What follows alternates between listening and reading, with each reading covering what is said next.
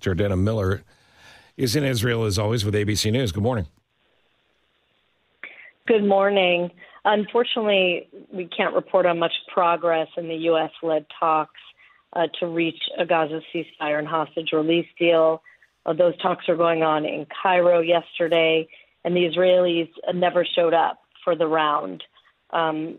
Sources here in Jerusalem say that Hamas never provided, among other issues, they didn't provide a list of the living hostages, the 40 that they would be willing to free in the first part of this 6-week ceasefire.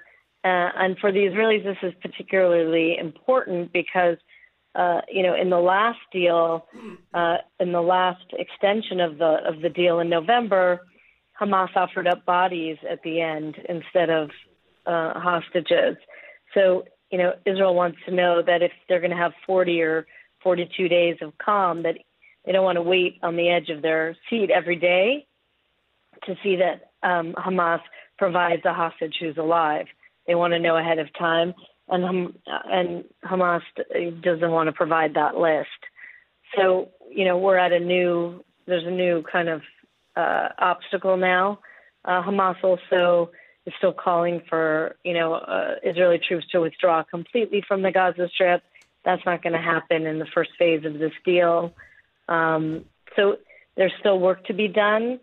I would say there's still some optimism. We have about a week before Ramadan starts. It starts on Sunday evening. Maybe we'll still get there, but certainly the optimism that was here a few days ago, as happens so often, it has now evaporated. Well, it's horrible for the families waiting for any information on the hostages. It's hard to blame the Israelis for not showing up when the most basic part of the agreement for the meeting wasn't met. Yeah, it appears. Yeah, I think we have to recognize, Israel has more or less agreed to this deal. It's Hamas who is kind of, the ball's in their court. The question is, do they really want a ceasefire? Do they want to, take a break in this war and possibly negotiate for it to end? Or do they want to go into Ramadan calling for regional violence? There's already one major Hamas leader who this morning in a speech said, I call on, everyone in the region, especially in Israel and the West Bank to rise up over Ramadan. It's already a period, the Muslim holy month is always a period of tensions and the chances of violence always spike then, and there's often more violence. So, where is Hamas right now? And I don't think anyone really knows, what they're going to do in the next week. So we're kind of in a limbo.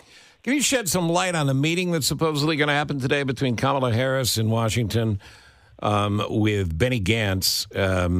And Benny Gantz, part of Israel's wartime cabinet, but Netanyahu is upset about this. Right. It's odd to think of a cabinet member here who would, go rogue, as this appears to be. But this is someone who's always had issues with Netanyahu and vice versa, right? Absolutely.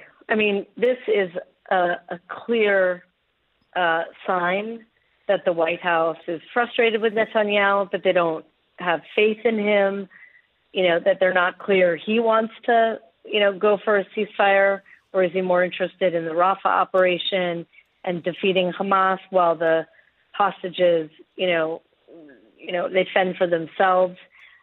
General Benny Gantz, this is a really interesting development here that he's gone to the United States, even more than the Kamala Harris meeting. He's meeting with Blinken. He's meeting with Jake Sullivan. He's seen as the adult in the room by the Americans. He's a centrist. He used to be the defense minister. He used to lead the Israeli army. He is Netanyahu's, his most formidable enemy and rival. And it has to be said, only because of the failure of October 7th, Netanyahu was forced to bring him into the war cabinet. Otherwise, people would simply have not gone into the army to fight this war if it was only Netanyahu. Gantz is,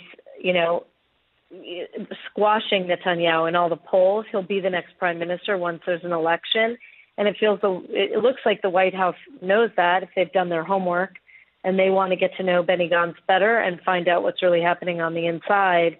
And it sounds like someone's going rogue, but if we look back, on Israeli-American ties, even during the very difficult Obama and Netanyahu years, the White House always had some generals who were coming to them and telling them what's really happening, like General Gabi Ashkenazi. So this is a common strategy by the White House also.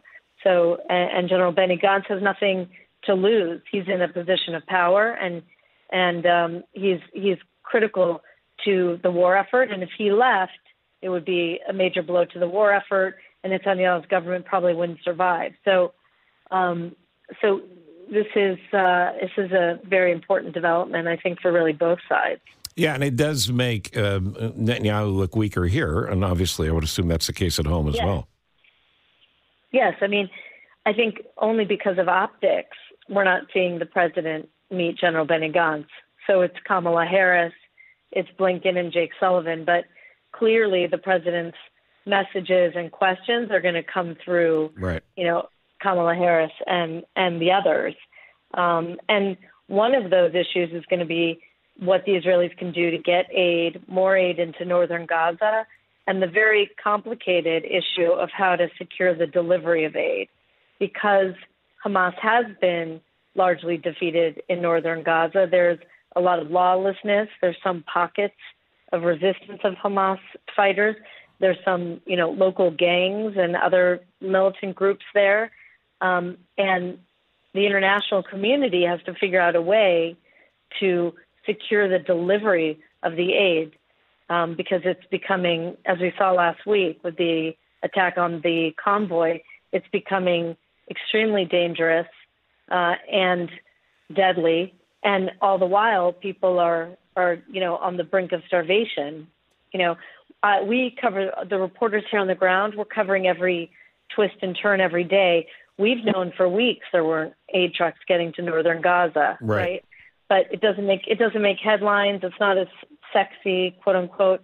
And then the convoy story happens, and now, of course, we're focused on, as the world should be, on northern Gaza and what's happening there. There's 300,000 people there who have, not to speak of even proper shelter. There's not food and water that's getting up there. And the Med Global president will be on after 6:30 talking about the nightmare on the ground there. Yeah. Jordana Miller, ABC News. It's great having firsthand accounts of this, and you do amazing work, and I hope it continues for a long time to come. Thank you. That's Jordana Miller at ABC News. So, wow. Wow is right. She's working on it every day. I just worry so much about her and the people in her community, but the hostages, the families. I mean, there's so many. Well, and the innocent people in Gaza that have nothing to do with terrorism. So many layers, Awful. And then you get to the part where you're like, what about the humanity?